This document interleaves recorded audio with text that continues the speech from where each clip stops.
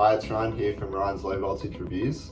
Well, the VisNet solution has finally arrived here in Australia, and today we're going to be unboxing it and taking a look. So the VisNet is a brand new way to gain low voltage visibility and move towards active management. So on the top here, it looks like we have the hub, which will be the monitor for distribution substations. So if we open it up, we have the hub, and we can take the cover off and see the internal circuitry, which will run on the low voltage common application platform. This is similar to iOS and Android, in which you can upload new apps in the future to improve functionality.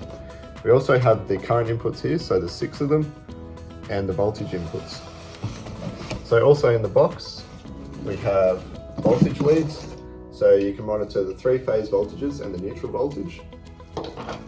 And we have the Rogowski coils, which will plug into this current inputs. So 3 phases and the neutral, again, allowing you to get the 3-phase currents and the neutral current as well. So that's a sneak peek of the new VisNet solution. We'll have lots more information coming soon, so thanks for watching.